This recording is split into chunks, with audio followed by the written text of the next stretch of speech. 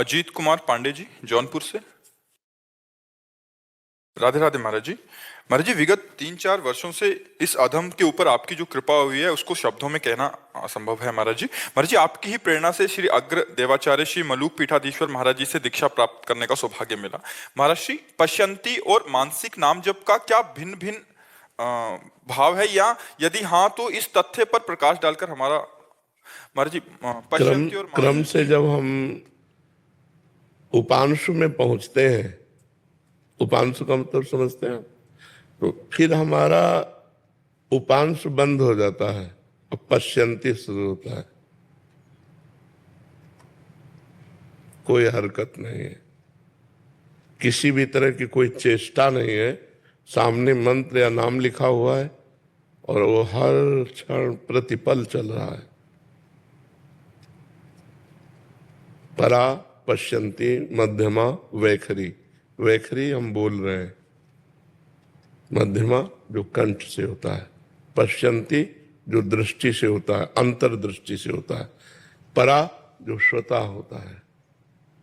अजपा जाप चल रहा है, वो जप नहीं रहा, रोम रोम रग रग में नाम की स्फूर्ति हो रही। तो उपांश में स्थिति रखनी चाहिए, मध्यमा में।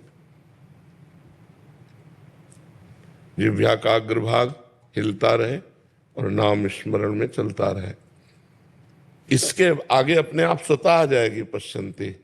पश्यंती के बाद स्वतः परा स्थिति आ जाती है। बस हम लगे रहें निरंतर नाम स्मरण, गुरु प्रदत्त मंत्र स्मरण ही जीवन की सार्थकता है। इंद्रियों की भोग विलासता से बच पाना बहुत कठिन है। बातें बना लेना अलग बात है, इंद्रियों की भोग विलासिता का आकर्षण प्रत्येक अंतःकरण पे होता है। जो अंतःकरण उस आकर्षण में समत्व को प्राप्त कर ले वही महात्मा, नहीं तो फिर गिरा हुआ व्यक्ति है। महात्मा शब्द जो है वही स्थित होता है जो मान रहित है, जो मोह रहित है, जो किसी भी संग दोष से पराजित नहीं होता, जो निरंतर परमात्म स्मृति में तन्मय है, जिसके अंदर कोई कामना नहीं, जो सुख दुख में समान भाव रखता है, वही परमात्मा का महात्मा है। परमात्मा और महात्मा एक ही स्थिति होती है। यदि हमारा निरंतर भगवत स्मरण चल रहा है तो ये जो मायाकृत आकर्षण है ये होगा, पर हमसे क्रियाएं नहीं होंगी, हमसे गलत नहीं होगा, क्योंकि भगवान का नाम चल रहा है। नाम पाहरू दिवस निशि, ध्यान तुम्हार कपाट। दरवाजा बंद है, भगवत स्मृति भगवत ध्यान, तो कोई भी विकार हृदय में अटैक नहीं कर सकता, कोई भी विकार परास्त नहीं कर सकता। और निर्विकार स्थिति का नाम ही महात्मा है, जहाँ किसी भी प्रकार के विकार का प्रवेश नहीं। ऊसर बरसई तृण नहीं जामा, संत हृदय जिम उपज न कामा। कोई कामना जिसके हृदय में उत्पन्न ना हो वही साधु हृदय है। तो साधु हृदय तभी बनेगा जब निरंतर भगवत स्मृति, अव्यावृत भजनात् अखंड भजन, कुछ नहीं सुनना, कुछ नहीं समझना, कुछ नहीं जानना, एक बात है, संसार का चिंतन छोड़ना है। भगवत चिंतन में इतना तन्मय हो जाना है कि को हम कहाँ बिसर सुध गए, मैं कौन हूँ, कहाँ हूँ, क्या करना चाहिए, ये अभी स्मृति नहीं, क्योंकि स्मृति का तार चल रहा है, उसी में आ जाएगा। परापश्यंती, मध्यमा, वैखरी, सब पूर्णता उसी में हो जाएगी। खूब निरंतर जो गुरु मंत्र मिला है, जो नाम मिला है, उसका स्वाद लीजिए, प्रतिपल शांत रहिए। सुने न काहू की कही और कहे न अपनी बात, नारायण व रूप में मगन रहे दिन रात। किसी के कुछ नहीं सुनना, सबका सार है चिंतन। अनन्यस चिंतयन्तो माम ये जनाः परिपासते, तेषां नित्याभियुक्तानां योगक्षेमं वहाम्यहम्। भगवान कह रहे हैं योगक्षेम की भी चिंता नहीं करनी, वो मैं करूंगा। तुम्हारा केवल कर्तव्य अनन्यस चिंतयन्तो माम, मेरा अनन्य चिंतन करो।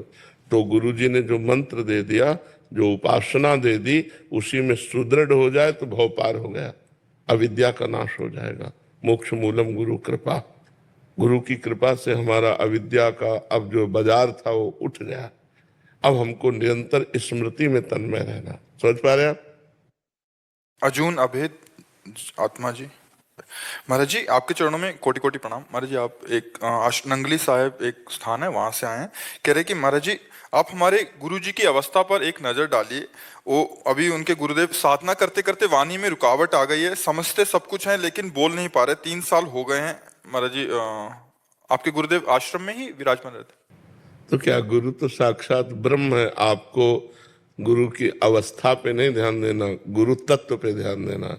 मेरे गुरु साक्षात परब्रह्म है, बोले तो न बोले तो, समझे तो न समझे तो, सब समझ गुरु की। सब अखंड मंडलाकारम व्याप्तमेन चराचरम, चराचर जगत में गुरुदेव व्याप्त है। हमारे गुरुदेव परब्रह्म परमात्मा है, परब्रह्म स्थिति में है।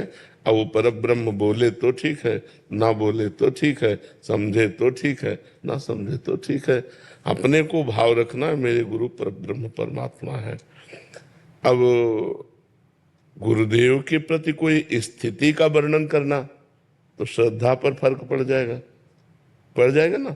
इसलिए बस गुरु साक्षात परब्रह्म, तस्मै श्री गुरुवे नमः। मेरे गुरुदेव साक्षात परब्रह्म है, ये भाव रखना। और ये तो बाहरी इंद्रियों के विलास है। मान लो कल नेत्र दृष्टि खराब हो जाए, श्रवणेन्द्रिय खराब हो जाए, वाकेंद्रिय खराब, ये तो इंद्रिया विनाशी है, इनका तो विनाश होगा। लेकिन गुरु विनाशी नहीं है, गुरु बोधमय ब्रह्म स्वरूप है। बस आपको यही भाव रखना है। हाँ, शरीर की कोई परेशानी आए तो डॉक्टर को दिखा दो, जिससे उनकी मान लो शरीर में पीड़ा कोई है, मानसिकता कोई बदल रही, तो डॉक्टर से दिखा दो। बका भाव में अपने यही रखना। अगर स्थिति का परीक्षण करेंगे तो श्रद्धा पे फर्क पड़ जाएगा। तो श्रद्धा बढ़ाना हमारा कार्य है या श्रद्धा में फर्क पड़ाना कार्य है? हमारा कार्य श्रद्धा पुष्ट करना। तो गुरु साक्षात परब्रह्म, जैसे हम मूर्ति को ब्रह्म मानकर पूजते हैं तो ब्रह्म की प्राप्ति हो जाती है ना, ऐसे गुरु मूर्ति ब्रह्म स्वरूप। अब हमको आगे किसी से प्रश्न इस विषय में नहीं करना, क्योंकि फिर आपकी श्रद्धा पे फर्क पड़ेगा। हमारी श्रद्धा जब एक पाषाण पे हो जाती है तो भगवान की प्राप्ति हो जाती है। तो चैतन्य घन परमात्मा स्वरूप गुरुदेव पे हो जाए तो फिर हमारी श्रद्धा में कोई फर्क नहीं पड़ना चाहिए। श्रद्धा बढ़ाती जाओ कि ये मूर्तिमान ब्रह्म है, मूर्तिमान परमात्मा है, आपका काम बन जाएगा। समझ रहे ना? साहिल जी मथुरा से। महाराज जी राधे राधे, आपके चरणों में कोटि कोटि प्रणाम। महाराज जी हमारी ये आदत है कि हम अपने आपको दूसरों से बहुत कंपेयर करते हैं, जिसके कारण हमें ही दुख मिलता है। महाराज जी हाँ, इसलिए तो बहुत खतरनाक है, बहुत परेशानी। अगर छोटा समझ में आए तो अभिमान आ जाएगा, बड़ा समझ में आए तो ईर्ष्या हो जाएगी, दोनों में हानि है। ये नहीं करना चाहिए। अगर अपने से श्रेष्ठ निकला तो ईर्ष्या हो जाएगी, जलन हो जाएगी, और अपने से लघु निकला तो अब अभिमान हो जाएगा, दोनों में हानि है। तो ऐसा नहीं करना चाहिए। राधे राधे महाराज जी। महाराज जी आपके चरणों में कोटि कोटि प्रणाम। महाराज जी बहुत बार जीवन में ऐसा समय आता है कि गलती ना होकर भी मतलब हम गलत सिद्ध हो जाते हैं, तो महाराज जी हमें उस समय जवाब देना चाहिए, सही समय पे राधा रानी पे छोड़ देना चाहिए? नहीं, जवाब देना चाहिए। अपने को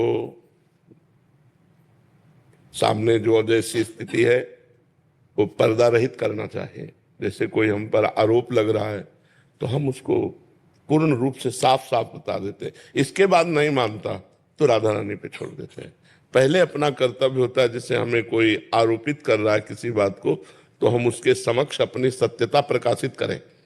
इसके बाद वो नहीं मान रहा है तो फिर श्री जी पर छोड़ देते हैं। इसके बाद भी हमको दंड मिल रहा है तो अपना प्रारब्ध मानकर भोग लेते हैं कि पूर्व का कोई प्रारब्ध है जो जबरदस्ती हमको आया है और इस रूप में दंड दे रहा है। जहां हमारा कोई अपराध नहीं, लेकिन मेरे अंदर जलन पैदा हो रही है, ऐसी चेष्टा हो रही, इसका मतलब मेरा कोई प्रारब्ध भोग है, पूर्व जन्म का कर्म है जो यहाँ आकर मुझे अपना परिणाम दे रहा है।